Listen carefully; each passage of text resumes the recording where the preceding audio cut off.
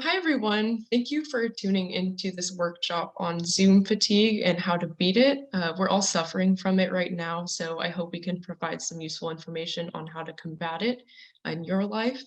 My name is Nadia. I'm a peer advisor for Project Raise, and I'm going to get us started off. So first of all, what is Zoom fatigue? So far, it's been described as a state of overstimulation caused by several factors. Researchers recently found that having a screen close to your face for long periods of time is exhausting for the brain since we're so used to having a wider scope of what's going on around us. Now, instead, all of the stimuli is usually all of the stimuli usually involved in class or meetings are concentrated into one small view, contributing to high cognitive load and causing stress on our brains. Another factor that is thought to be a contributor of Zoom fatigue is the fact that while we're communicating with other people, we're simultaneously forced to stare at ourselves. Having to look at yourself throughout the day is definitely distracting and feels strange, but it doesn't end there.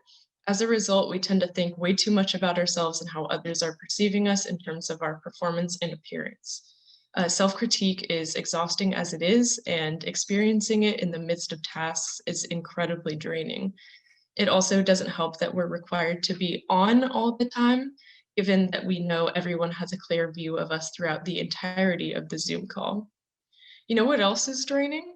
Attempting to decipher people's moods and feelings without the ability to read their body language. Nonverbal communication is often said to be even more important than verbal communication, as it's a true tell of someone's emotional state or interest. Even if you haven't noticed it before, we all rely really heavily on nonverbal communication to work more efficiently with each other. And lastly, I'm sure you could have guessed this one, stress levels increase when there are constraints on your physical mobility. Humans aren't evolutionarily built to sit in one place all day, so it's completely natural for you to feel as if you aren't as productive when confined to your desk for 5 to 10+ hours a day. Okay, now that we know what Zoom fatigue is, let's figure out how to decipher between when we're feeling fatigued or Zoom fatigued. Fatigue or regular fatigue can be described as a state of being overtired, having low energy, and a strong desire to sleep that interferes with your usual daily activities. This type of fatigue is caused by a general lack of sleep, a high level of exertion, jet lag, a large meal, or aging. Zoom fatigue is pretty similar, but it's also accompanied by a feeling of worry or burnout associated with using virtual communication platforms, which results in a sense of tiredness, distress, strain, or exhaustion while on Zoom. You might also notice that you feel almost entirely back to normal once you can get off of Zoom. Hi everyone, my name is Anne Belog. I'm one of the peer advisors for Project Raise and I'm a public health major. Today I will be talking about how Zoom fatigue affects us. So just like what Nadia said, Zoom fatigue contributes to your overall burnout. So you may be feeling forgetful and even have difficulty in concentrating. You may be more frustrated and irritated more than you usually are, and even have some physical symptoms like muscle tension, fatigue, and insomnia. Zoom fatigue affects us because it leads us to avoiding, canceling, or rescheduling our meetings. It makes us incredibly tense or tired after our meetings. And it also leads us to having a harder time multitasking and even handling all of our work responsibilities. In order to combat Zoom fatigue, you can create lists and avoid multitasking. You can just try to accomplish one task at a time throughout your day, so it would be less stress for you. Talk to your professor if you can, and ask them if you can have your camera off.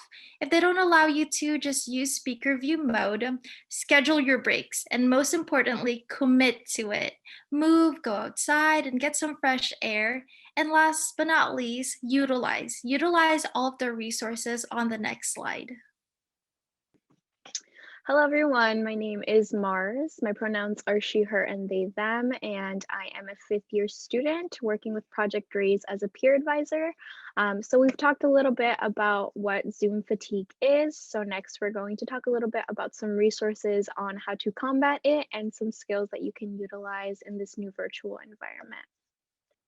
So first, I want to talk a little bit about a study technique called the Pomodoro technique. It was developed by a person named Francesco Cirillo, and it is a time management method that can be utilized for homework, tasks, in general, assignments.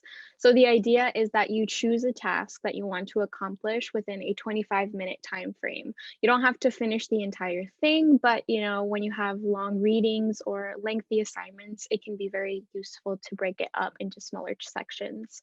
So what you do is that after identifying the task, you set a timer for 25 minutes, and during those 25 minutes, you are focusing to the fullest extent on the task at hand. The original technique really recommends that you use a physical timer because the act of winding a physical timer kind of connects the determination in one's mind to complete the task. And in general, that's just the way that the technique has been utilized in the past.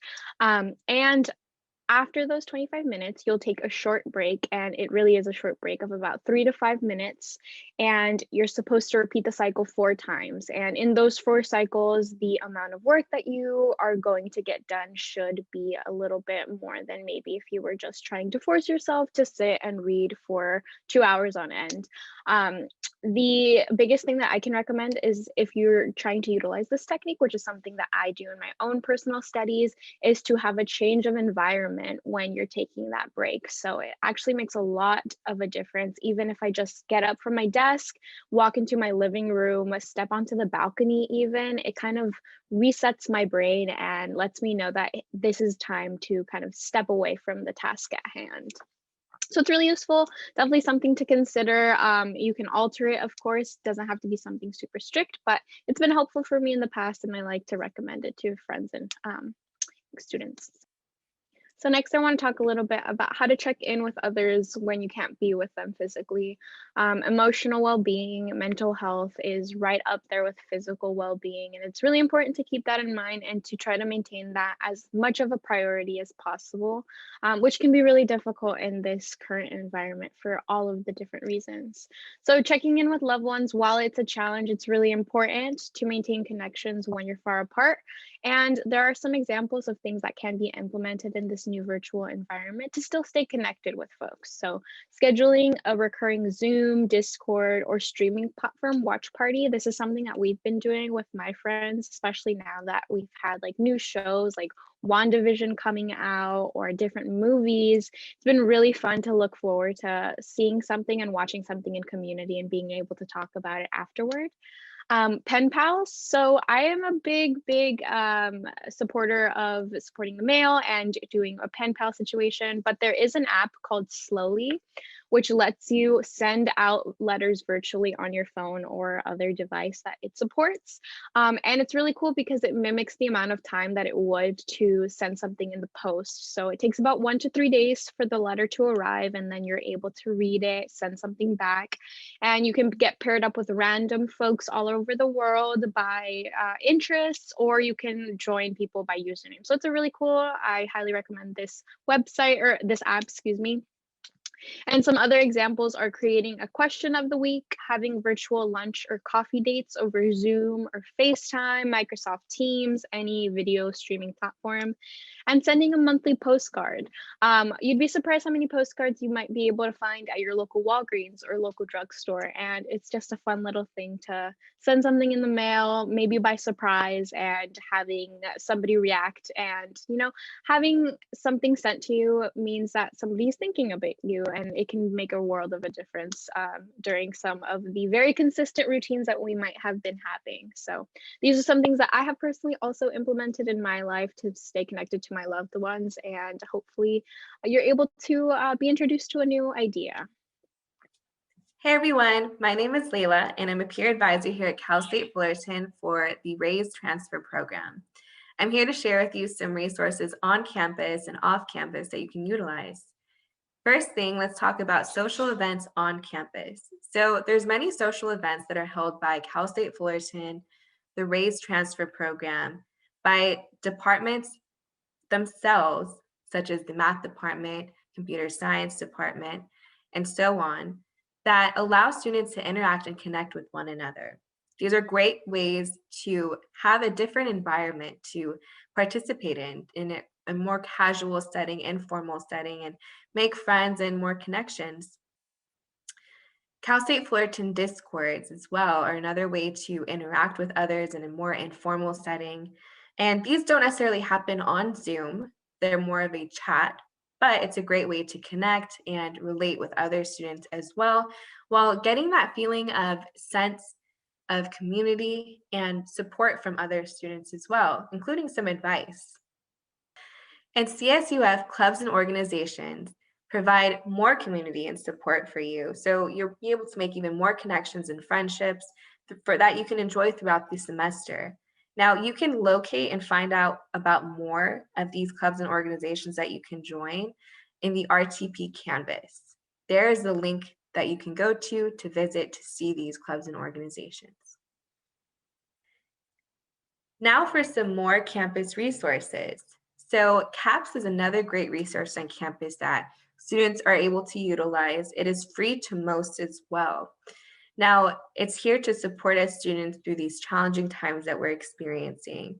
And it's supposed to help us with the adjustment to college life, coping with personal challenges, and addressing any concerns that we have. They're there to support us and listen to us. They provide one-on-one services or individual sessions, couples counseling, and even drop-in group sessions that you can attend. They also provide psychiatric services and crisis counseling for any traumatic life events or any dramatic changes that you might experience. So it's a great resource to utilize or to keep in mind.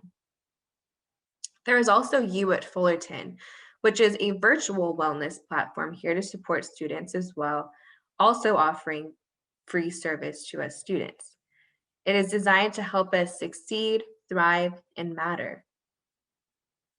Some other resources you can utilize that are off campus are apps. There's so many apps that can help us physically, mentally, and emotionally, such as Headspace, the health app, Nike Training Club.